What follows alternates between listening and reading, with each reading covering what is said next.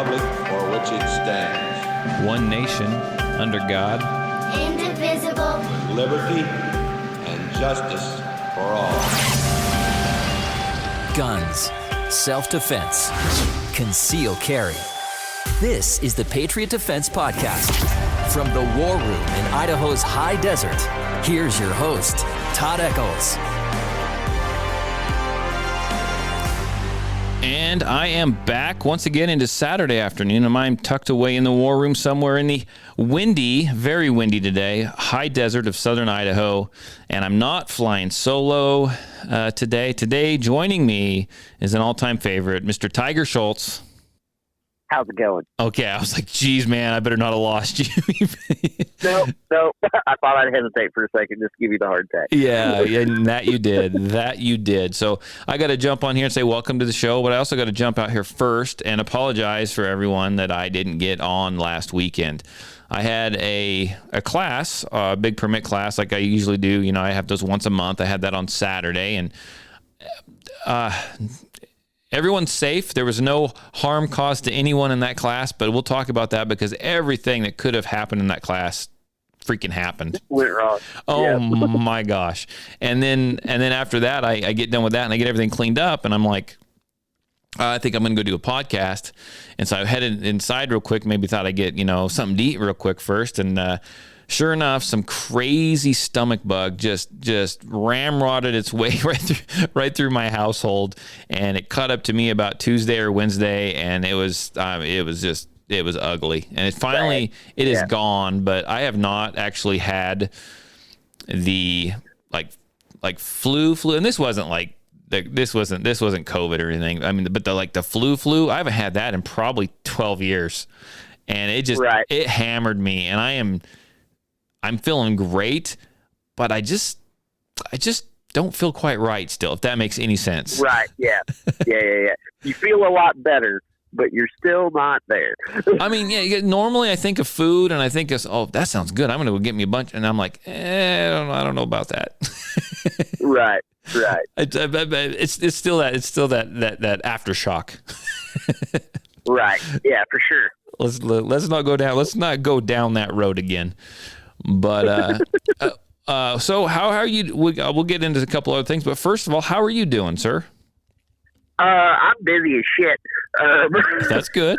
For those of you who aren't friends with me on Facebook but do know me from the podcast, I'm doing my master's program this year, and I learned something last week. One of my professors, he heard my timeline, my schedule, and if I do this, if I pull it off, I will be the first person to ever do the entire applied physics master's program at Johns Hopkins in under a year.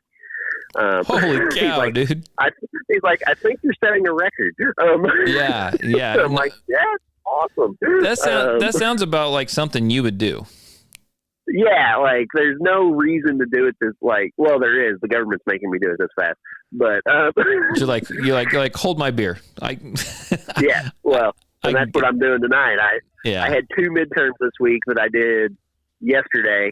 So this is my first semi-normal weekend in 6 or 7 weeks. So wow. I'm drinking a few beers tonight, sitting around the campfire. I'm gonna give you a hard time because it would have been a lot easier just to not do this and just go ahead and just put on the zombie. Oh, yes. It would have been a lot easier. And this happened before we get too far. And I just want to jump in here because I always forget to say stuff. Since I said it to you, I feel like I've already said it on the podcast, but I have not. I am simulcasting tonight by myself. So let everyone who's watching this on YouTube Live, I appreciate that. Comment if you want to comment. I'll see the comment and we'll respond, but there'll probably be no typing. I will not be just typing my comments in tonight, but no, I was jazzed. I was ready. I had a partner for the zombie. Well, and then what? 2022. What the? 2022. There may not be a 2022. I'm giving you extra time to train. There might not be a 2022. There will be. Everybody says that every year. They're like, well, maybe. And I'm like, this year or past year, 2020 zombie happened during election week. and everybody thought I was crazy. Yeah, that's true. It did. So that's okay. I'm getting geared up, and Lord knows I need the extra time spent with my rifle that I still haven't taken out of the safe. Yeah, see, perfect. Yeah, you have all the time in the world now. No. Kudos to you for doing this, and that's wonderful. It's not something that ever interested me, but man, go for it, get it done, and come back stronger than ever.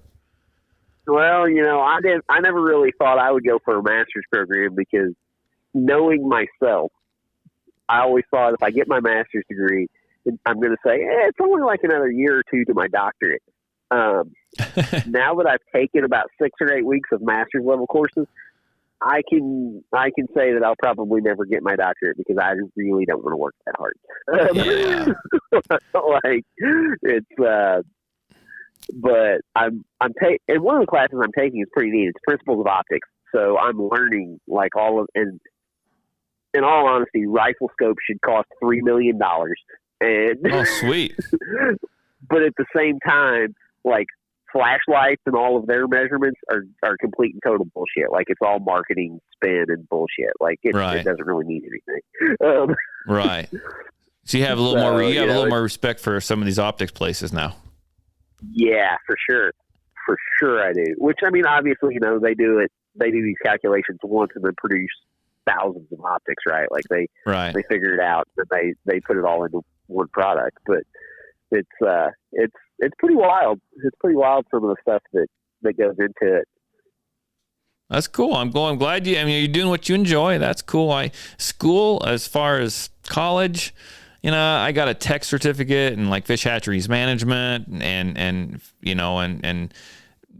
stuff like that. I mean, I pretty much went to school on a fish farm. Right. And I enjoyed it. But when I got out and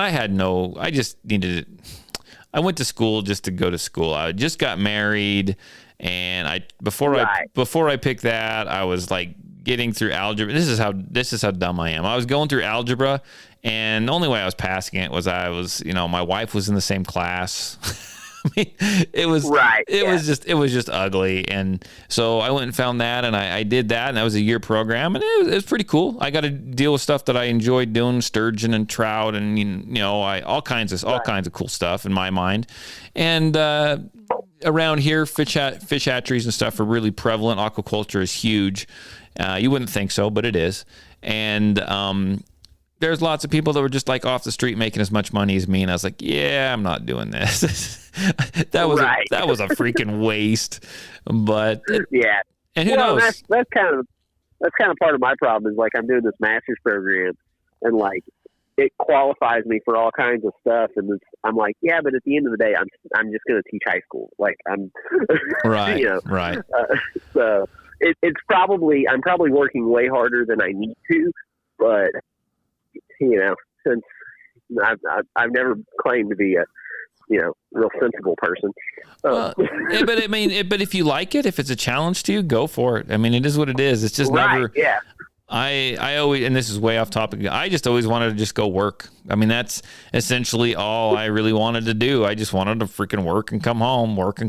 And that was my thing. I was never let's go to college kind of guy. And there's nothing against college. And I always tell my kids this. I always tell my kids this. I was like, 50% of the people out there, the kids, in your class or, for that year across the U.S., they probably don't need to go to college. It's probably not for them. Oh, no. And you can actually go to college and make a ton of money doing a trade than getting out of college with a degree you may never use and a whole huge bill. For sure. And that's kind of something that I tell my high schoolers, because I left high school, went to college. Yeah. And I dropped out of college, went to the military. Then I got out of the military and I went and did a trades program for 5 years, went through an apprenticeship, right? And now I'm going back. So like I've done all the avenues, right? Right. Now I'm a business owner. Yes. And I tell them, I'm like, figure out what you want to do and go that route. Like you don't need to go to college to make good money. You can make good money running a crane or digging a ditch. You just need to know how to work hard. A plumber. Yeah. You You work hard. Yeah. and Exactly. put away the phone and be there on time. And I had a buddy the other day, and someone was applying for a job, and they said it's really hard to get people to even apply for jobs right now. And Right. then when you try to set up a time to apply to get them to like have an interview, they text you back and say, that day's not going to work. I'm kind of busy. I'm like, what? You don't want a job that bad then? Right. Yeah, exactly. I don't understand. I don't understand people, but anyhow, that's a whole different podcast. So, right. but I started talking about my interesting class. I had my permit class last week. Anything that could have happened, anything that could have, I won't say went wrong, but weird happened. It happened in that class. Right. Great class. It was great weather. The classroom portion went perfect. We went out. Actually, no, what? It didn't go perfect because the law enforcement officer was about 15 minutes late. He's never been late, right? And he was late at about 9. He's supposed to be there at 9. He showed up at about 9:15. I had to wake him up because he worked that night. But I knew, and he's been with me for 5 years, and I should have just realized right then that was just going to be a bad omen from that point on.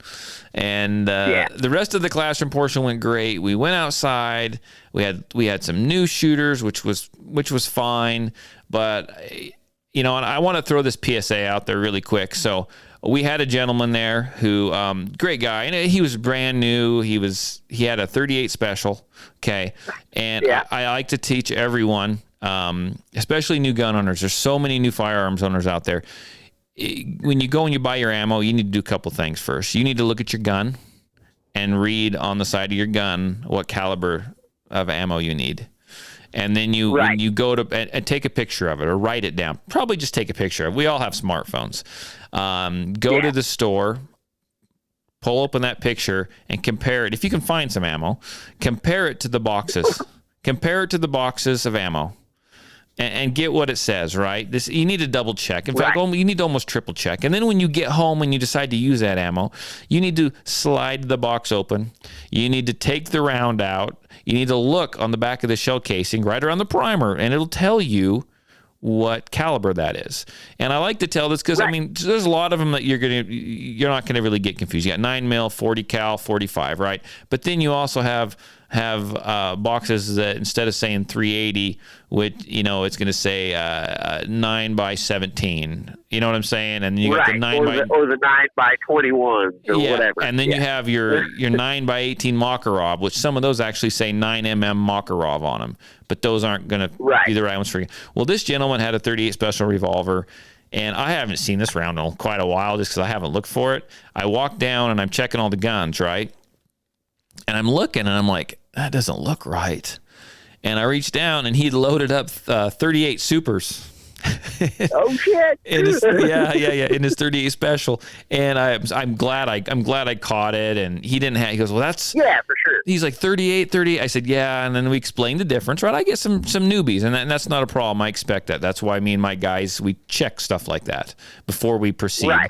And I grabbed some ammo for him. I had some factory 38s, and I said, hey, he'll just have to pay me for these when you pay for the class. And then we were about halfway through the class, and this all happened at this. Well, actually, we were partial way through the class, and this all happened at the same time. I'm standing there helping him shoot. He's an older gentleman, and I was kind of just working with him, and all of a sudden he's like, bang, bang, bang, poof. And I'm like, that didn't sound right. Stop shooting. Stop shooting right now. And I took his gun. I had him empty. Actually, I took it from him because I wanted to check it. And I emptied out the cylinder, and I'm looking, and he had a squib load. And the round, obviously, was stuck in the barrel. And I was like, thank the Lord he didn't squeeze the trigger on another one. Because it was right. Yeah, no joke. It was right. It wasn't even like it was halfway down the barrel. I mean, it was right there, but it was stuck. It was not coming out. And so I caught that. And about the time I caught that, I was like, I'm going to make I said, I'm not picking on you, sir, but everyone needs to know what a squib load is. So I walked up and down the line, and I'm letting everyone see it, right? And then one of my helpers, my range guys on the other end, he goes, whoa, we got another good example of something that can happen. You need to pay attention to. And I'm like, oh, great. What happened now? I looked around. I was like, nobody's bleeding, so that's good. And he picked up a semi-auto, and what had happened is someone had loaded around backwards. But he said they'd been doing that, and he'd caught them, but they accidentally put one in, like the first round they loaded, and then they loaded all the others correctly. And so they shot, and they were shooting 7-round drills, and they went, 1, 2, 3, 4, 5, 6, click, and nothing happened. And he looked at the gun, and there's a round shoved in backwards, and he's like, "How the hell are we going to get this out?" I was like, that's the problem. I was like, you don't want to shove anything down the barrel and tap on it, James? Come on. He's like, no, not really. We were able to get in there, and we were able to grab the end of it enough and just wiggle it and kind of pull it out, But I tell you what, I've been doing this for many years now, right? And I'm just like, all at once. I'm like, what the heck? By the time the class was over, and everyone was great, but by the time the class was over, and some more stuff happened, but I'm not gonna. No one got harmed or anything like that. I'm not gonna mention it because I don't want to. If anyone's listening that took the class, I don't want them to think I'm picking on them by any means, because I'm not. But the time the class was over, my two guys looked at me and we all just didn't say anything. They just looked at me and they're like, what was that? And I'm like, I have no idea. I have no idea. I have no idea what that was all about. But what a mess, man. Yeah, that reminds me. I took a class.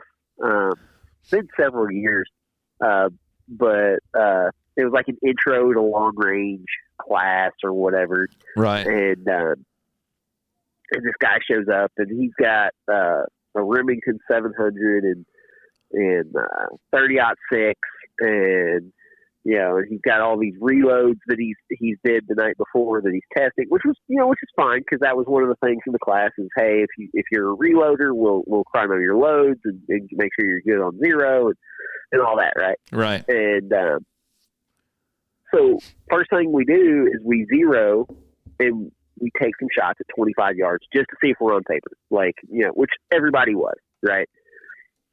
But he's keyholing at 25 yards with a 30-06. Ouch. And we're all going, what is going on? And his powder drop, he had an electronic powder drop, and it had changed, measurements on him. So he barely had any, powder in these huge cases. And he was getting cracked cases and high pressure signs, because that's the thing, is that there wasn't enough powder in there to not explode, but then he was getting no velocity out. It was, and the instructor was like, here, you can shoot my gun the rest of the day, and we'll, go home, pull these bullets, and but it was a good lesson for everybody. Pay attention to what you're doing when you're reloading, because it matters. Oh, it does, and especially when you're reloading a rifle. I mean, I don't. Oh yeah. I've reloaded a rifle. It's not my most favorite thing to do, because you've heard, if you've listened, I know you've listened to at least some of them. You've heard my little reloading adventures. You heard how I reload, and typically it's kind of scary. Yeah. And it's just, there's a lot of steps involved, and I can't get in them. It's like I get distracted, and I've done stupid stuff, and I know a lot of people have, but this is how distracted I get. I mean, I use, when I reload for my 270, right, I use a single stage, just because I just want to control everything. And I have the trays. I set the cases. They were all ready to go as far as I knew, and they were all set up in the shell holders. And I'm weighing out the loads, and I'm putting it all in, just absolutely beautiful. And I was like, this is great. This is going too freaking smooth. And I get down and I pick up the shell holders, and all the powder runs out the bottom. I'm like, I'd forgotten to fry them. Oh my gosh. And I'm like, are you freaking kidding me? And I don't even think I went back and finished those. I think I just brushed that crap off into the deal, and I went, I'm not doing 270 anymore. I can go buy them. This is nuts. This is just dumb. Yeah, right. And, I primarily reload rifle because I've reloaded my entire life on a single stage, right? And reloading pistol on a single stage is the dumbest thing in the world. Well, it is. So I've got a turret press for that, and I just set it up, and I just keep it there. And I still do a lot of these stages, a couple of the stages, like the depriming. I'll do that on my single, right? And then I will actually I'll hand prime. But other than that, I mean, everything else is just click, click, click, done. Click, click, click, done. Click, click. Yeah, and I recently a couple years ago now, went in with a buddy of mine on a huge reloading setup, and we got a progressive and stuff, and it's set up at his house. And now I send all of my components to him, and he sends me back loaded pistol ammo. That's perfect. That's the way to go, right? Yeah, exactly, exactly. And so it is what it is, but I still reload single stage for like my 6.5 and any 308 I do. It's like, well, and I'm trying to, and we're talking to someone who, I mean, I'm smart in what I know, right? But I mean, I'm over here trying to like figure out the freaking O-give and like how to crimp these damn things, and I'm putting them in my AR, and the bullets are freaking falling out, and they're getting jammed in the, and I'm like, I'm done. I'm not doing this anymore. Here's what I've learned with roughly a decade plus of reloading experience. Everyone talks about like clean out your primer pockets and make sure they're swaged correctly, and neck tension and O-give and this and that and the other, yada yada yada. None of it matters. I think I was, and I honestly agree with you, because I really think I was overthinking it. Because like now, if you're an F-class shooter, who is going to hold a 5-inch group at 1,000 yards, and that's what you need to do. Yeah, all of it matters. Yeah. Oh, yeah. If you're shooting an 8-inch plate inside a 500, making sure that your powder throw is consistent, and that your seating depth is consistent. Everything else, it doesn't matter. Yeah, shooting out of a bolt gun. If you're shooting out of an AR or any kind of semi-auto, it's a whole different ballgame. Because then, like you said, you got to crimp, because otherwise bullets fall out. Like, there's all kinds of stuff in a semi-auto. But if you're reloading for a bolt gun, it's really not that hard. Yeah, well, and here's the thing though, when you string into the reloading podcast, but when you, like me, I didn't really know anyone that was like, no one was like mentoring me. I'm just like, shit, I'm going to reload. Right. So I buy my crap and I go online, and the hell with manuals, I just go online, right? And so you are not going to find, unless I just go to the wrong place, you are not going to find, when it comes to reloading, that guy on the reloading forum that's going to say just what you said.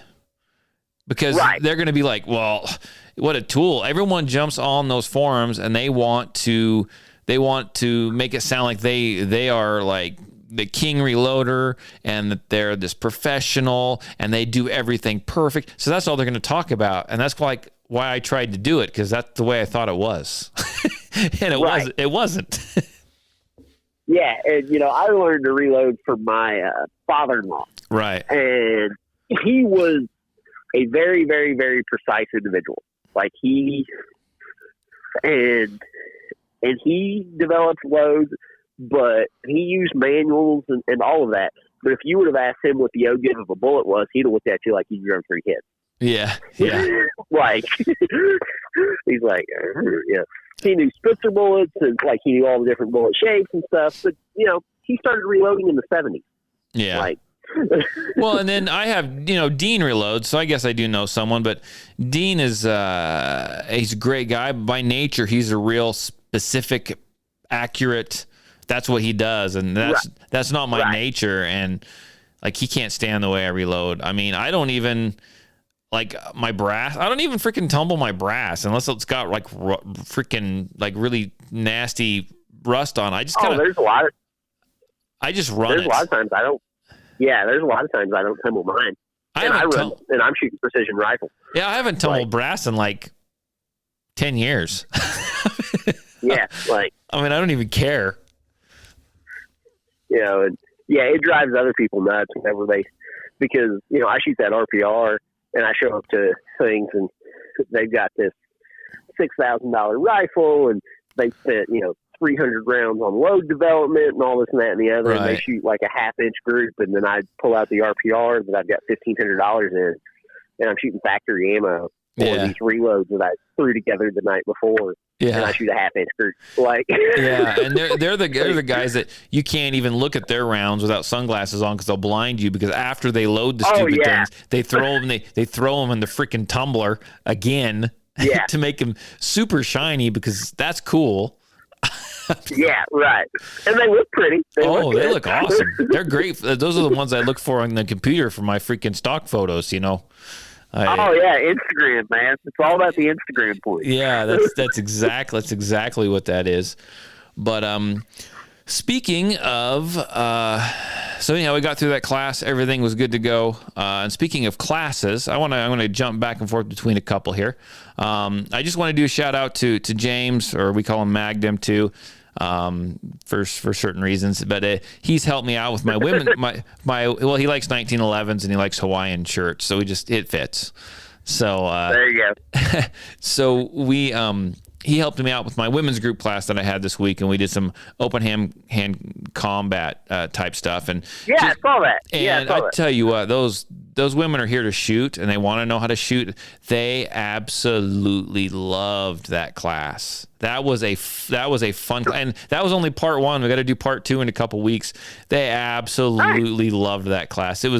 I was a little worried, because it was pretty solemn when he was telling the stories. Well, yeah. And then, but when they got up there to do it, I got more messages and text messages and comments on Facebook and everything. They're like, "This was the best class. Yeah, this is the best one ever." So it just made me thrilled. My goal was with these women is teach them to shoot, teach them how to be more confident and safe, teach them how to draw the firearm, and just give them a good, because they're meeting all the way from February to November, and make them well-rounded. I want to teach them, just because you have a gun doesn't mean you need to use it. We're going to teach you tonight how to break out of grips and create space so you can get to your gun. And next week we're going to teach them where to, and I got to put on the little red squishy helmet, and they're going to beat up on me, and I should probably go pick up a cup from Dick's Sporting Goods or something.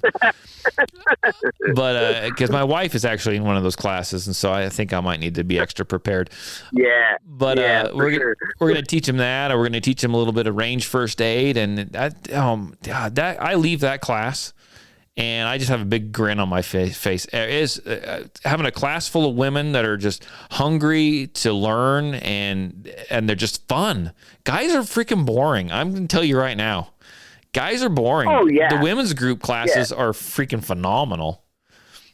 Well, it's interesting that you say that, because this past week was the 4-year anniversary of the first running gun east of the Mississippi, right? Right. And it was my first running gun, and it was a bunch of people's first running gun, because it was the first one that wasn't in Texas or Oklahoma. So everybody shared pictures on Facebook and talking about the memories and this and that and the other. Well, the match director shares the roster, right?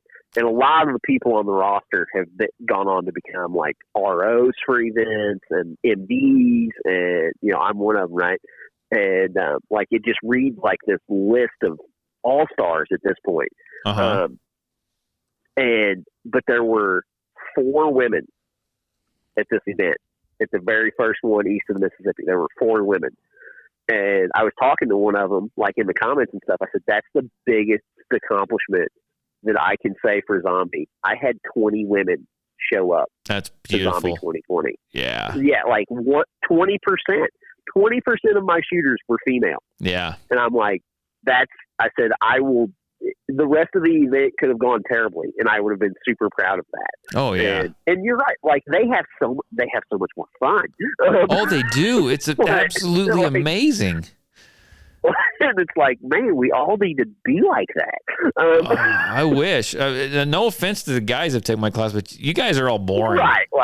I have great conversations, but I don't know. The women's group, they know how to have freaking fun.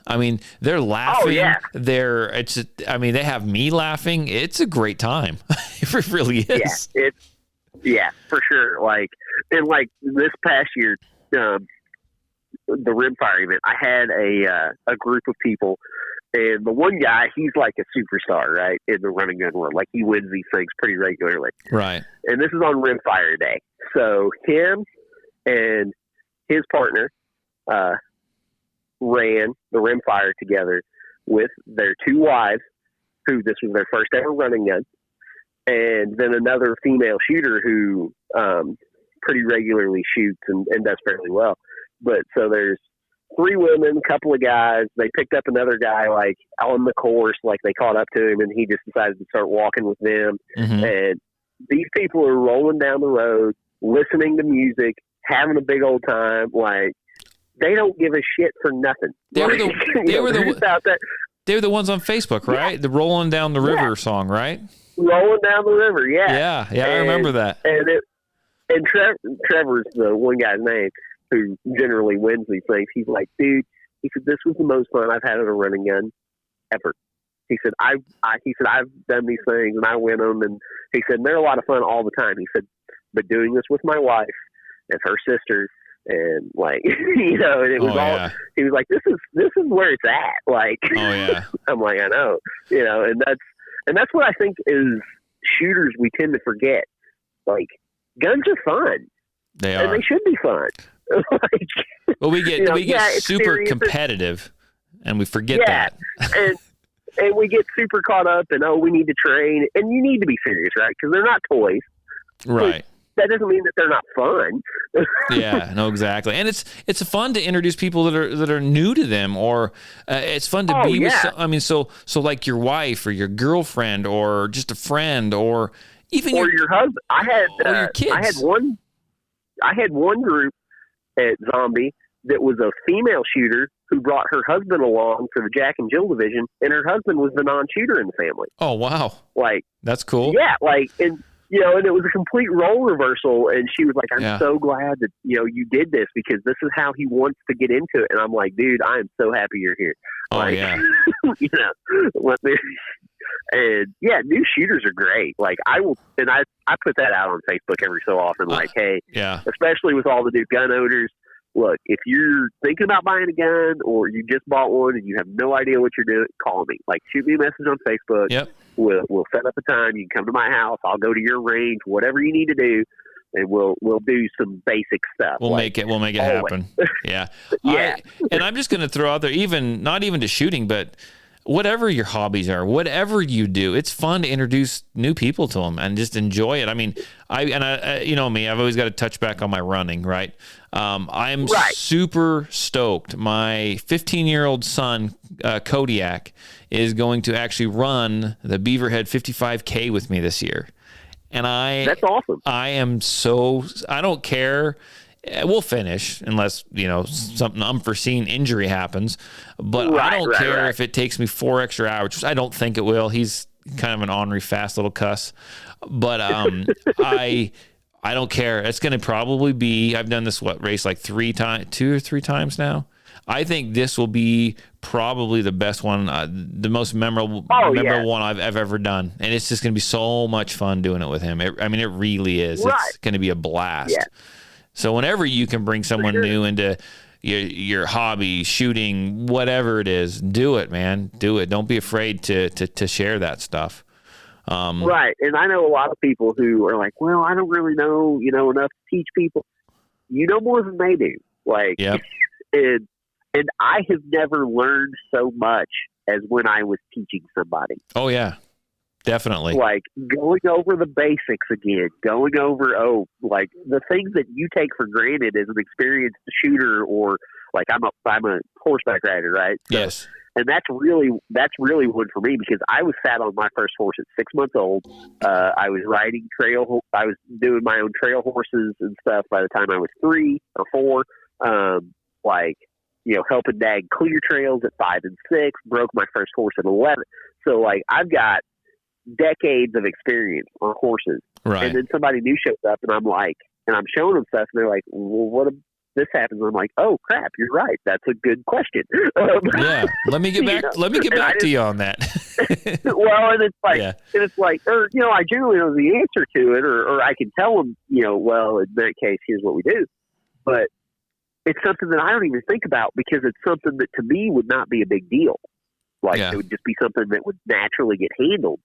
And to them, it is a big deal because it's not something that they naturally know what to do. Yeah. And we run into that too with firearms. Like, Oh yeah. you know, people don't know where the safety is on a gun.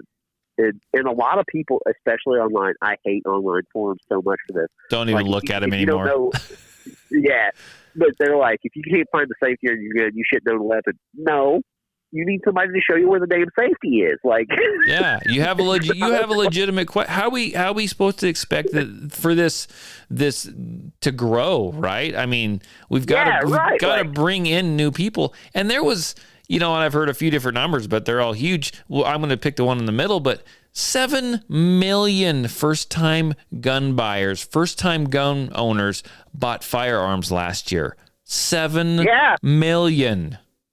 Yeah. I mean, and I've in my area, I've been pretty busy with classes like that. But I mean, just take someone out and help them.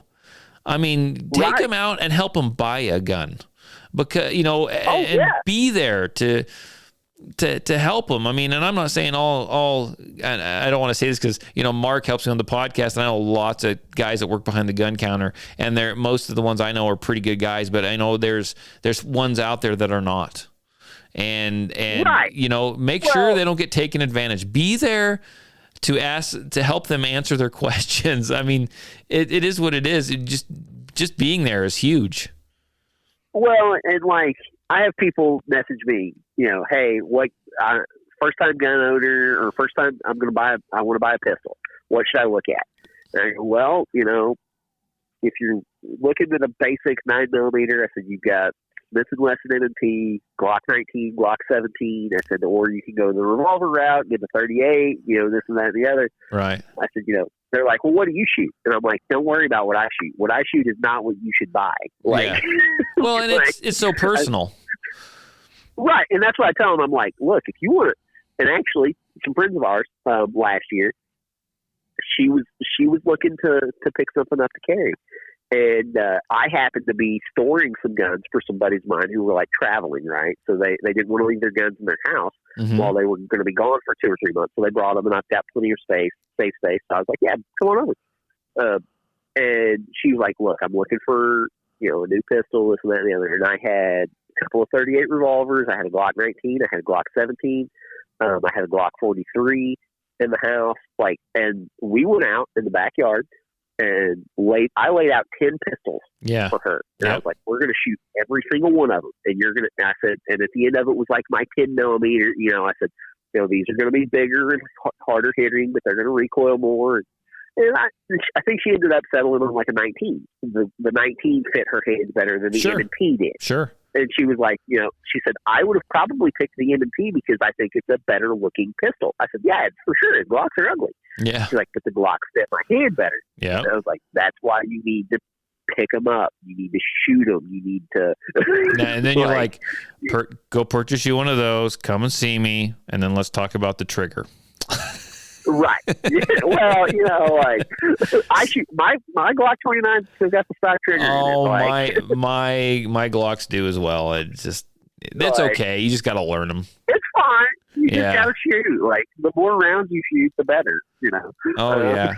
But yeah, I mean, help people out. Now, we're talking here of new shooters, right? And I want to something that this is.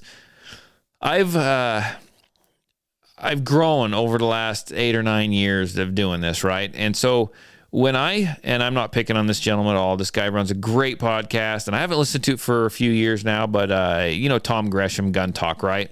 Yeah. Does a great show. And when I first started doing this, when I first started giving these classes, and I try to bring a lot of personal touch to my class, and we have an enjoyable time, and I try to help everyone individually and as much as I possibly can. And when I first got started, I really tried to do that, and I still try to do it now. But I would always listen to Tom Gresham, and he'd always jump on there, and he'd always say, your concealed carry class, your CCW class. That's not a self-defense class, right? You're going to learn the basics. You're going to learn a little bit of law if that's what they require. You're going to pull the trigger a few times, but that shouldn't be where your training ends. And I used to like bristle up a little bit and be like, oh, right. That just to irritate me. And a few times, I'll be honest, I shut his freaking show off for a couple of weeks. I was like, right. But you know what? He's been in the business for a long time. And I totally get it. And I was thinking about that. And I was actually talking to James about it. And if I don't know if when he listens to the podcast, he'll probably comment on it or something. But I was like, you know what? I really try. And I want to take each person in my class aside, and I want to sit there with them, stand there with them for, 20, 30 minutes. And I want to give them all individual time. And I still do my best. And that's why I have two other guys helping me, right? So everyone gets some individual type attention. But really, I'm of the thinking now, and I have been for a while, I'm just vocalizing it now. Your concealed carry permit class, don't let that be the only class.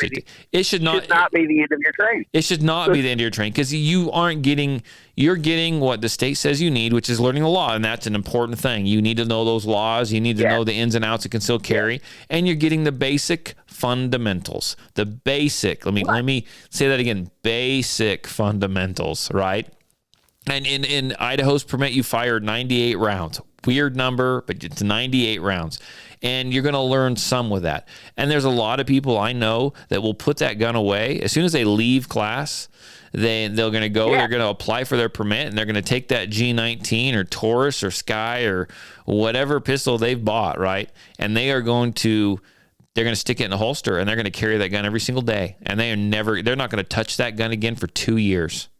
Will not leave their holster for the next 2 years. I guarantee it. And they've probably forgotten if it's loaded. They've probably forgotten if there's a round chambered. They've forgotten if it's had a safety on it. They've forgotten the grip.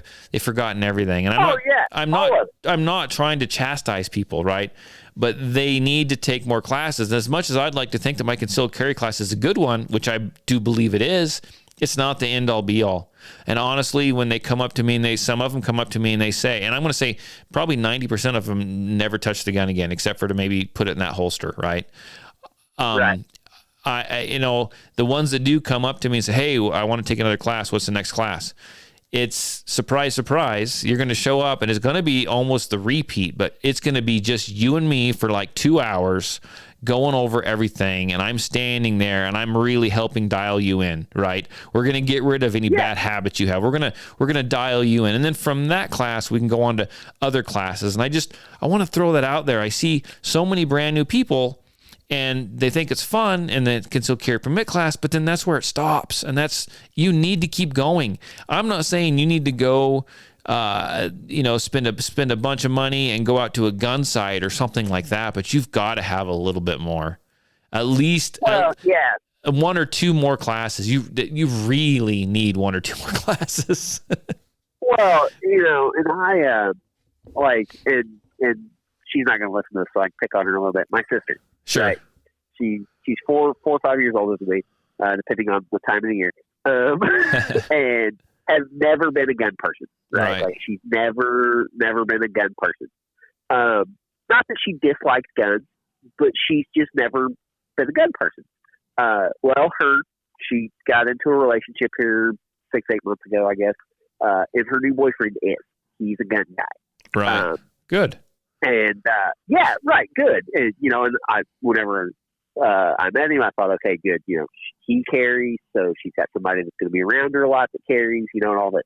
Well, he has some friends who run a school or run a training program, so she went down and she took a class. Oh, good. And then recently she applied for her permit and she got her carry permit. I don't know if she carries or not, and I don't care. Right. It's none of my business, right? And I told her, I said, Desi, you need to come out to the house sometime. I said, we'll shoot. And she's like, well, I took that class. And I'm like, Desi. Yeah, you need to come out to the house. And her boyfriend was like, yeah, we really do need to go, and you need to practice more. And he didn't necessarily side with me, but he kind of smoothed out the edges a little bit. Right. and they go out and they shoot and they practice and stuff. So it's good, but I'm like, another class would do you a world of good. I said, because you went into it. I said, there's no way you absorbed everything from that first class that first class had to offer. I said, repeat the same class if you want. Like, it doesn't matter, because I guarantee you'll learn something new. Oh, and, every time. Right. Like, I've taken, I think at this point, 4 or 5 long-range precision shooting classes. Uh-huh. Do I need a long-range precision shooting class? Probably not. Do I learn something every time I take one? Absolutely. It's and that's something that I'm wanting to do once I get out of this master's program more. Is some buddies of mine just went up to Alliance about 6 months ago, and they took some force-on-force classes. Oh, cool. And they did some stuff like that. And one guy's getting into some real close quarters, basically like your open hand combat, only with sim rounds. Oh, so yeah. You then introduce the weapon, right, and some stuff like that, because that's the level that they're at. They're all competition shooters. They've carried for years. They've done multiple classes at a lot of different trainers. They know what they're looking for, and that's where they're at, right? That's the training, but they're still taking classes. I bet my one buddy spends $1,000 a year on classes. Oh, and you can do that quickly. I think yeah. I did that.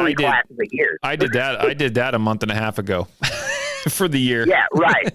Like his goal is 1 pistol, 1 carbine class, and then a 3rd class of something. And sometimes that 3rd class is medical training. You're right. Or it's revamping, or it's renewing his logs thing, and it's a basics class that he takes. But yeah, I know he spends probably $1,000-$1,500 a year. He wants to take at least 3 classes every year. And every class, yeah, and every class though that you take, someone's got ideas. I mean, and I keep going back to James. I mean, James takes a whole bunch of classes from everyone.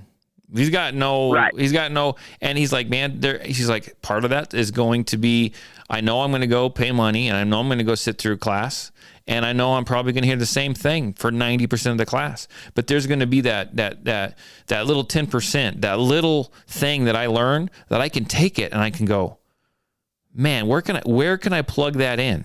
And I can plug it in here. And then all of a sudden, I've used something from Todd, something from this guy over here, something from some place up in Washington State, something from over here, and I've developed this phenomenal shooting system or style that works for me, right?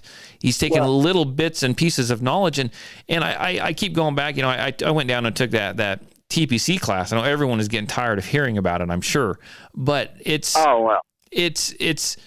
you've got the NRA way of doing things, which is not, I mean, as far as I won't say spending money and buying suits, okay? Well, you got the NRA way of teaching the basics, the fundamentals, right?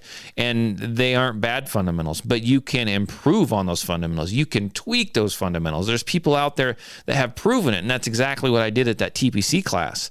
And it's just, it's taken it, and I'm not saying what I was teaching before was wrong, because frankly, I'm still teaching that stuff. I'm teaching that to the concealed carry permit classes. I don't have time to tweak them like TPC did and teach them the tactical performance center way of doing things. But it makes sense. What they said makes sense. It's taking a rusty old way of doing it, putting a more of a scientific modern type spin on it, and you do it and you're like, holy crap. James came over and learned some stuff from me the other day. And he's been helping me out with a bunch of stuff. And so I was like, he's like, come over. He said, can I come over? I said, yeah, come over and I'll teach you some of the stuff that I learned down there. No problem. We spent 3 hours. And he's like, holy crap. Look at how flat my gun is. I mean, and I'm like, yeah. So you tweak it a little and you get that. And that's what I'm excited to teach people. Don't just go, you're cutting everything short. If all you do is go to that one class, you're cutting yourself short, because that's important stuff. But frankly, that's kind of boring stuff. I mean, you're going to get into, to someone new, it's exciting, but there's so much more. There's so much more, and that's what I tell people too whenever they ask me questions. I'm like, okay, what level do we need to go to? I said, do you want me to just give you basic surface level stuff? I said, because if you want me to deep dive into guns, I'm like, you need to come over for a weekend, and we will be like, and that's kind of what I tell people too. But yeah, it's interesting that you talk about it, and you said the word that I always use. You're building a system. Yeah, you build your system of how you carry, or how you shoot, or how you approach situations, or how your situational awareness is. But it's all a system, right? And there's no one part that is more critical than any of the others, right? So like if you're shooting pistol, it's your stance is important, and your grip's important, and your trigger control is important, and your breathing is important, and all of those things are super important, but none of them are more important than any of the others, right? Like, and it's funny because just a while back, a buddy of mine came over, and he's super fast on rifle, like a short range blaster stage. He'll win it every time. But he was struggling to hit 8-inch plate at the competition we had just left at 100 yards offhand. Like, he couldn't hit that plate for nothing. Right. And I'm like, you need to move your hand back. And he said, what? I said, you've got your hand all the way out at the end of the barrel, or at the end of the handguard. I said, like you're shooting a 25 to 50 yard stage.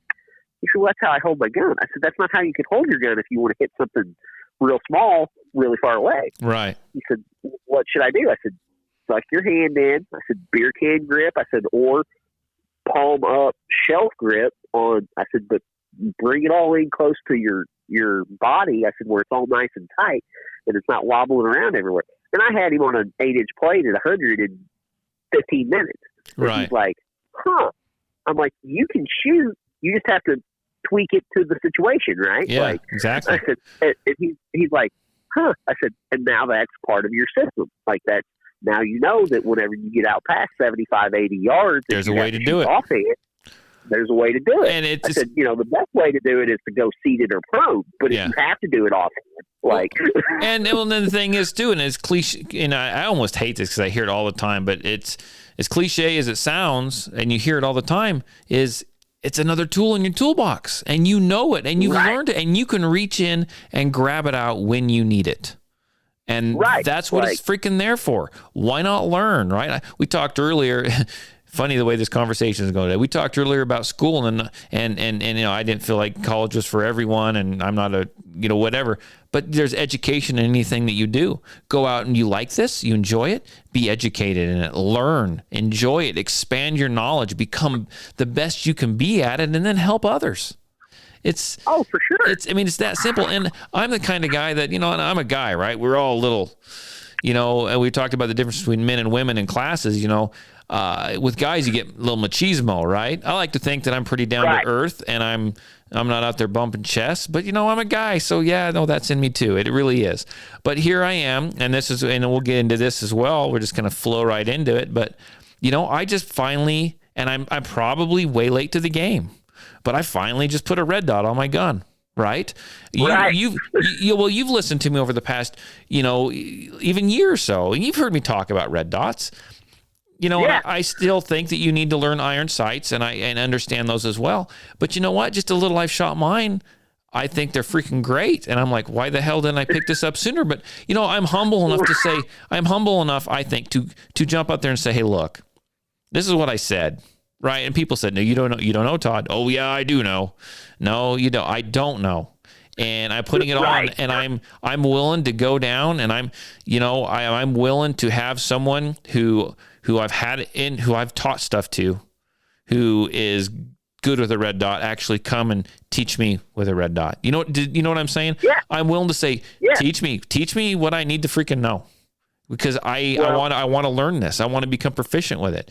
And it's all about changing and growing. And I tell you, when I went and took that TPC class, it was hard. It was hard for me to go in there and say, so I teach, and I know this and I know that, and I've been doing this for this many years, and I'm not saying I'm fantastic or I'm a great shooter by any means. I think I can hold my own, right? But I I'm here. I want to learn your system, and I'm going to pretty much come in as a blank slate, and I'm going to forget everything. Now teach me. That's freaking hard to do, right? When you're up there and you know you can shoot, and you're trying to shoot their system, their way, learn their way, right? And I know, and I can stand there and I can stack shots. I can make nice little tiny groups with my system. But when I'm learning their system, it's like I'm starting all over again. And I'm like, it's so hard not just revert back when they're not looking and start stacking some shots in there, you know? Oh yeah. Yeah, for sure. It's hard to do. And I'm going to like do that. I'm not trying to sound like I'm a martyr or anything, but I mean, I'm going to humble myself down with this freaking red dot, and I'm going to have to start over because it's a whole new way of shooting. Really. It's a whole new way of shooting. And I tell you what a red dot really changes. And this is, we could do an entire podcast on the subject that I'm about. Actually, I've done an entire podcast with some other buddies of mine. Hey, I may have you jump on again sometime, and we'll do another one because I'm gonna. I'll have to dry fire. Yes. Oh my God, dry firing with a dot is like, it's like you were blind and now you can see. Yeah. Yeah. Because that dot is a lot more responsive than your sights are. I don't care how good your sights are, how good your iron sights are. That dot moves way faster than your sights do. It's like the guy that pops out his laser in class because he thinks he's cool. Oh yeah. You're like, yeah. Go ahead, fire that laser up. We'll all watch. Yeah, and then the laser's shaking all over the place, right? Left, right, up, down, in circles. Yeah. But you get to where you can dry fire well and hold the dot still. Oh my God, that changes your pistol game. Like it really does. And dry fire is something that 99% of people don't do, and they all should. Oh yeah, I should dry fire more. Like I don't dry fire nearly enough. I will say, and we've talked about the mantis and all of that, you know. Yeah. But that's the one thing I drive home. I drive home is dry fire, and I have no problem, even in my concealed carry permit class. If I'm seeing a good portion of the class, we got shots going, not horribly, but they're going awry, and I see a lot of, jerking of the trigger and all that stuff going on. I have no problem say, okay, everyone make sure your gun's unloaded. We'll check everything, and now everyone, let's do some dry fire. You're all going to do it like 20 times. You need to do it way more than that, but let's do it so you can see it. Let's get back on track again, right? Let's try to enhance those neural pathways and get back on track and see what we can come up with. And they're usually pretty good for another 10 or 12 rounds, and then we have to, we don't redo it all the time, but it needs to be done. I preach dry fire like crazy. I do it with people who get behind my RPR. Yeah. And I'm like, run the bolt 5 times, squeeze the trigger 5 times. I want to see what you're doing. Yep. And they're like, what? I'm like, I'll put, if I've got a new shooter and I know that they start flinching, I'll put an empty round in the mag. Yeah. Like just a piece of brass. Yes. And then they'll flinch on that round. And I'm like, dude, this gun doesn't recoil that hard, and that was an empty round. Like, and you just saw what you did. There was no recoil there. Oh, and I'm like, don't do that. Well, my new build the bridge. It's wild how much you can get out of dry fire. My new expensive toy I got is a shooting simulator. Oh yeah, and I tell you what, it's pretty cool because you're running what's essentially is an airsoft gun. So it's cycling off that green gas. So there's a little bit of recoil, but nothing like an actual firearm. But it's shooting that IR laser. Right. I pull up a great big bullseye target on the screen, right? So they can essentially, it's like dry firing, but you're going to get a response, and then you can really see. Yeah. You can really see where they're hitting. It's freaking fantastic. Yeah, I tell you what, I just did my second ever FFL transfer yesterday. A buddy of mine ordered. He told me, he said, I'm just testing my wings on this new. He never ordered a gun online before, and so what he ordered, it was the craziest gun I've ever seen, the dumbest gun I've ever seen, and I need one. It was an Altor single shot 9mm pistol. I'd have to pull that up and look at it. I don't even know, dude. Yeah, you need to. Okay, so to load it, you take the barrel off, and on the front of the gun, between where the plastic piece is and the barrel is like a reloading shell holder. And you slide the bullet down into that, and then you put the barrel on around it. Okay? Why? To fire the gun. It's just a single shot. That's weird. weird. It's $100 gun. It's $100 crap, gun. I'd do it too for $100. Yeah. Well, that's what he said. He was just testing the online buying process and seeing how it all went and all that. And as he said, I can put it in my pocket and it's better than a rock. Oh, yeah. If last resort, it's better than a rock. Perfect. But to fire it, the trigger, you pull it back and then you let it go. And then it slides forward and hits the firing pin. It's a freaking slingshot. It's like a slingshot. And I didn't think about it yesterday, but we both took one shot with it. He missed and I hit the target. And now that I'm thinking back on it, he flinched. Because the barrel's only like 2.5 inches long. Super short barrel. And the whole receiver's plastic. And it recoiled some, but it's a 9mm. It's not going to recoil that hard. Right. But he flinched, and that's why he missed. And I'm sitting here going, that's probably an interesting way to train somebody to pull it because it doesn't go off on the trigger pull. Yeah. It goes off when you let it slide back. Oh, yeah. When you pull your hand off. I'm going to have to buy one. And I don't even like 9mm, but, for $100, can't go wrong. Yeah. It's the one you hand the ATF if they come knocking. Right. Yeah. Exactly. It's your dump gun. But it was a cool little, like I said, it's completely. I don't know. I don't want to say it's pointless, but it's not really practical or anything like that. Although, as he pointed out, it doesn't really look like a gun. It looks like, honestly, a pipe. Like if you saw it sticking up out of somebody's pocket, you would think they had like a tobacco pipe. I'll have to check it out. Yeah, I'll send you some pictures whenever we get done here. Okay, cool. It was a neat little piece, But I didn't think about it at the time because I was playing with a new gun. But he flinched because he didn't know how it worked even what hardly. It was going to do. Yeah, he was. Yeah, right. Like the very first round out of the gun, I'd literally gotten the proceed from the ATF 3 minutes before, and I was like, "Well, let's step out in the backyard and shoot it."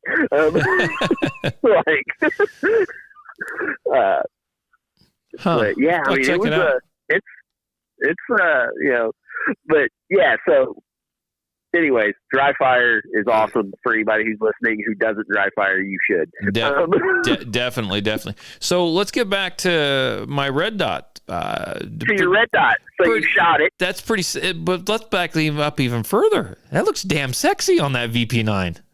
Oh man, it looks good. And I will say this: I'm not a huge HK fan, but the VP9 or the VP line of HKs is probably the most accurate production pistol on the market. Oh, they're freaking phenomenal. I love them. They're so good. They're so good. And having a dot on top of one is almost like cheating. It really is. I'm going to tell you this. It took me forever to find a plate because HK needs to include adapter plates in there. Yeah. All that. It took me forever, and I wanted to steal one. Right, I'm new to this, so what I'm saying may just be freaking hogwash, stupid stuff, right? But I wanted a good steel one. I'm thinking aluminum. Is it going to last? Is it going to do this? But so they kept saying they're going to come out with some steel plates. They were going to come out. They had them out. Everything's been on back order for freaking 8 months, and it's taking me 3 or 4 months now. And finally, I was like, screw it. Found an aluminum one, $50. I'm going to buy it. So I bought it, and I, Loctited that stuff into, some blue Loctite, and we got her all freaking taken care of. Got her on there. I went out, and I kind of sighted it in, and then I just started shooting it. I think I put like 50 rounds through it. Nothing crazy, just kind of messing with it, just kind of seeing what it was. I tell you what, that's fun as hell, man. Oh man, It is. Now, I saw that you had the Hollis nut on it. Is it the 507 with the circle dot, or is it the 407 with just the dot? No, it's the 507. I'm just using the dot. I don't like that circle thing. Okay, so there's a reason for the circle thing. Okay. The circle dot. Okay. What is it? At 10 yards, Yes. 32 MOA circle is a perfect 6-inch plate. Oh. So if I'm shooting at a plate rack or at like a dueling tree or something, and I'm in the 8 to 12 yard range, I don't even pay attention to the dot. I line the circle up on the outside of the plate, squeeze the trigger. Line the circle up on the outside of the plate, squeeze the trigger. Ooh. Like, and it's how far? real fast. Six to what yard? 8 to 12. 8 to 12 yards. Okay. Right in the 10 yard range. Like, I will remember that. I'm sure. Yeah, play with it. Just play with it. I will. And it's I have the circle dot. I have the 507 on the Maxim, and I use the circle more than I use the dot. Really, honestly. So I'm just. I mean, I'm just scratching the surface here. But I tell you what, you know, I'm a decent shooter anyway. I mean, I can shoot irons fine and all that good stuff. And I wasn't like running and gunning by any means fast. I just kind of was shooting and just kind of getting a feel for it, more or less practicing, you know, picking it up and squeezing a shot off. But I tell you what, I don't know if it's just because it's faster. I don't know what. But and this is going to sound, you're going to laugh your butt off when I say this because I don't even know how to explain it. And I don't know if it's just because I'm looking at a freaking red dot or both eyes open or what it is. It's like freaking laser beam, dude. It's like, it seems like it's laser beam accurate. Does that make sense?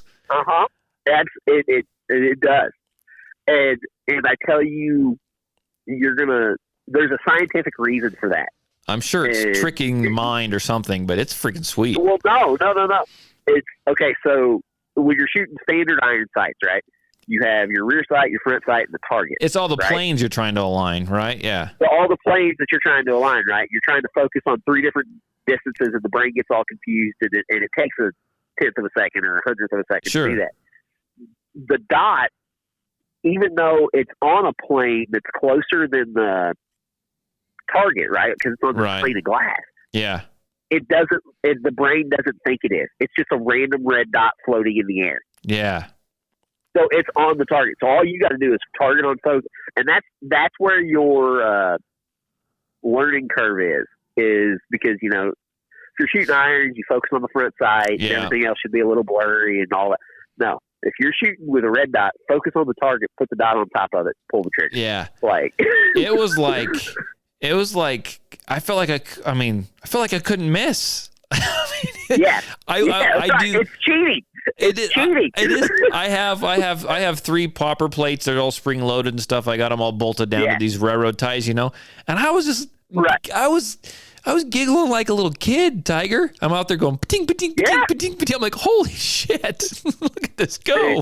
The first time I ever shot a plate rack with a red dot, it was with a 507C, or it was a dueling tree, is what it was. Yeah. I shot a dueling tree with a 507C. Buddy of mine had one on a G34, and at the time, I was still I had shot that same plate rack or the same dueling tree the day before with my G29. Right. And the stage, you had to move back and forth and do some different things. And it was most targets you could hit in 60 seconds. And I hit like 16. Right. 16 plates in 60 seconds with some movement and everything. And I felt like I had shot fairly well. And this guy hands me this G34 with this red dot on it. And I hit 29 targets the first time I ever handled the pistol. You feel like you're a freaking superhero. I mean, right? I'm like, I always make fun of this thing, but you kind of feel like you're John Wick. Yeah, exactly. You really do. It's insane. I'm looking at my appendix carry holster, and I'm like, time to get the Dremel tool out. There's no way I'm not going to carry this gun without this freaking red dot. There's not a chance in hell that's going to happen. I mean. Like I said, my 29, I still hit stock Glock triggers, stock Glock sights, all that. It's my everyday carry. And I'm sitting here going, is it worth it to mill my 29 slide? Oh, yeah. Is it worth it to spend another $450 on this gun that I've spent $300 on and carried for years? Yeah. to have a red dot, and I'm almost there. Like, I'm almost at the point, like, you know what? It's worth it. Yeah, I've got a M&P 2.0, and it's not milled, and I've still got this freaking Burris, and I'm like, that thing needs to go on something. What's next? It's got to go on something. Like, and I know there's a guy in town that he's a gunsmith, and he's pretty reasonable. He'll machine them right, and he'll cut them, you know, and fit them in place. I'm thinking about. I didn't want him to do that on my VP9. I just got a thing for my HK, so I want to do it differently. But there's James. I keep mentioning James. I will have to send you some pictures, and he has what I believe, and I'm not a 1911 guy. He loves his 1911s, right? And he has what I call, I think there's 2 or 3 of them he's got. I call them his blasphemies. And he's got some pretty high. 2011? What? Are they 2011? No, no. Red dots, extended magwells, all that. No, well, I call them blasphemies because what he's done is he's taken some pretty, I'm not a 1911 guy, he's taken some pretty high-priced 1911s, and he takes them down, has this guy cut them, and attaches Glock MOS plates to them, and they're like hanging off the sides, and then he just shoves a freaking red dot on them, and they are so freaking accurate and spot on. It's it's unfreaking believable, and some of them look like he just like wedged them together in his freaking lab, and they are freaking phenomenal. They're phenomenal. I mean, he's got a high priced one. He just had this guy just cut that. I don't freaking care. Put it on there. Well, see, and the thing is now he doesn't even have to do that. Yeah, like he has to cut it for a dot. But Holson came out with the 507K. Yeah. And it's a single stack. It'll go right on the 1911 slide. Yeah.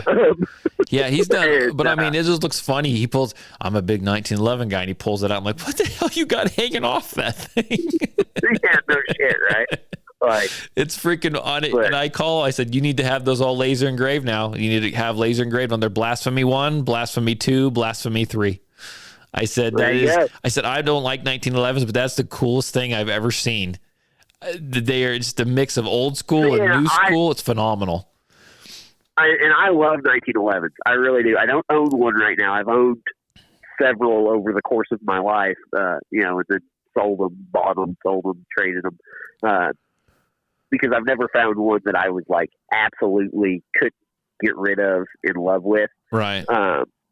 But like, and I've thought about that too the last 6 months or so. Maybe I should buy a 1911 to, put a dot on it. And then I'm like, but my Glock, like. Right. Well, and I gotta say this of James. He uses his guns, and he doesn't really. I don't know that he really cares even how much they are. He uses them, and he will take those 1911s. And he will do whatever he has to do to make it work. So I taught him some of the stuff I learned at TPC the other day, and a little higher up on the grip, and how to put pressure on the gun in different places. And his freaking safety, was getting in the way because I adjusted everything on him, and and he kept kicking his safety back on. And he goes home, and a little while later, he's like, I fixed it. Like, what do you do? Because I just took more material off that stupid thing. It's not going to hook up anymore. It won't hook up on my thumb anymore. I'm like, holy crap. He doesn't care. He can hear the Dremel. He makes them so they will work, and he does not care. And I will give him credit because he has no safe queens. He has 0 safe queens. Oh, no. And that's how I am, too. like, I have people who cringe at what I do to my weapons. Like, right. I mean, well, and I do these run against stuff, and like the one year, I was carrying a crap ton of weight because I was an idiot. So I actually carried 2 rifles for this one. I've carried 3 in other events, but this was the first one where I carried multiple rifles. So I had my little bullpup AK strapped to the side of my pack, and then I had my RPR in the scabbard. Mm-hmm. And one of the obstacles was this 14-foot ladder that we had to go up. And when I say ladder, it was 2 telephone poles with 2x12s bolted to the telephone poles, and the 2x12s were separated by about 3 feet. So there was like 5 rungs to get up to this like 14-foot or 15-foot height. Oh, jeez. Yes. And I'm carrying 131 pounds in my pack. Holy crap. That I've got to get up and over this wall, right? Yeah. And I get up to this wall, and like I said, there's like 2 or 3 feet between the top rung and the second rung. And I'm like, put my leg over, and I realize that there is no safe way for me to transfer the weight of this pack and not possibly drag myself off and fall, 15 feet to my death. Right. So I strip my pack off and throw it over the wall. And like my RPR, if I were to rebuild it at this point with the barrel and the optic itself is like $2,900, and like, right. And a guy saw me and he's like, "Did you just drop your RPR over the top of that wall?" And I'm like, "Yep." And then we had to do it again, so I had to do it twice. Oh shit! And he's like, "Jesus, man!" He's like, "Come up with something else." And I'm like, "Look, my gun was built to be used, right? Like, that's what it's there for." I use good parts. If it ain't gonna work, I want to know. Right. Yeah. Right. Or like, and then the next year, my bullpup AK, one of the hooks on the sear broke. Well, that made it go binary. It wasn't going to run away from you, but it was loose enough in there that if you let off the trigger, it was going to fire again. Right. So it wasn't really safe. So I get out, and I left it that way for probably 6 months until I could find the parts that I needed, and I couldn't find anything because it's a bullpup, so it's totally weird and stupid, and right. like parts are impossible to find. So I went out and I bought just a standard AK trigger, and got drinking one night, and I was like, you know what I'm going to do? I'm going to stick this other trigger up, and I'm going to drill a hole in it to mark, and then I'm going to use a Dremel, and I'm going to Dremel this, and I'm going to do. And over the course of about an hour, I installed a custom AK trigger. Yeah. And my buddy was like, "Do you trust it?" And I'm like, "It's at least as good as the one that failed." Yeah.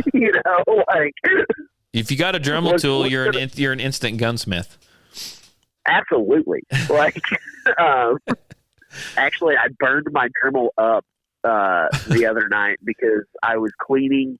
I pulled the baffles out of my DSU. I was cleaning the suppressor on the DSU, and to do that, you unscrew the front of it, and you pull all the baffles out. Well, I ran them through my ultrasonic, and I was scrubbing on them and this, that, and the other, and I'm like, this is kind of dumb. So I went and got my Dremel and put just like a buffer brush on it, and started pulling all this carbon and shit off of it. It burned and eventually burned it up. The carbon got sucked into the Dremel, and it burned it up. So now I've got to go buy a new Dremel. Yeah, you guys should always have 2 or 3 of those. Well, but I got my suppressor baffles clean. Oh yeah, for sure. But I tell you what, Tiger, it's been a pleasure as always.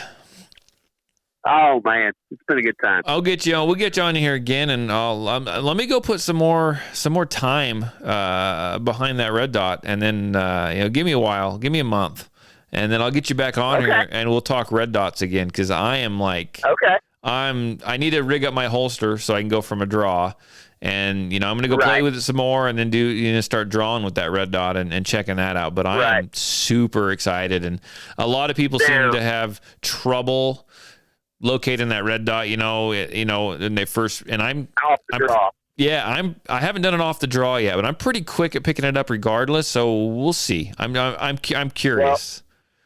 Well, here's the trick that I have learned. Okay. Is if you have even 1/3 co-witness, even if you don't have like suppressor height where it's absolute co-witness iron sights, even if it's just 1/3 co-witness, and you'll be good at this. If you line up your iron sights, your dot should be in the window. Right. Yeah. It should. It definitely should. If you draw and you line up just like you do on iron sights, your dot should be in the window. And what James does, and I haven't messed with it too much, and it makes sense to me. It works for him. He's got his grip. He's got everything, and he draws and gets it out there. And at the last minute, the pinky on his strong hand, his gun hand, he will just kind of like tense up that pinky, and it just moves it just enough that red dot just comes right into view. pulls it into view. Yeah, I've heard of guys doing that too. Like I said, I've always just, if my irons are going to be lined up, my dot should be there. And I don't have suppressor style height irons yet. I just got the red dot, so that's what we're doing. Right. That's what we're doing for right now. But like I said, man, thanks for giving me. It was an hour and 20-minute show. Thanks for giving me an hour and 20 minutes of your time this evening. I know it's a little later there, so it's no big deal. Like I said, I've been sitting around this campfire, drinking a couple of beers, and enjoying a real pretty night. So. Oh, awesome. So I'm going to jump in here, and I'm just going to let everyone know that thanks for listening to the podcast. I sure appreciate it. If you haven't, go over, check out the Patriot Defense YouTube channel. Make sure you click subscribe to that thing, and maybe someday I'll get enough people subscribing to it that I can actually go live from my phone. That would be cool, but I don't know. That takes a lot of subscribers, and I don't know if we'll ever get to that point. But I do appreciate that. Share it with your family, share it with your friends.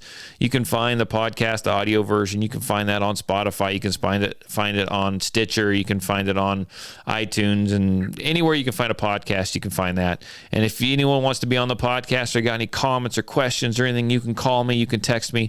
Area code 620-794-6223. That's area code 620-794-6223. 6223. Get a hold of me. I respond to text messages, and I'll even answer your phone call. And not many podcast hosts are going to tell you that, but I will answer your phone. I don't care who you are. I will chat with you.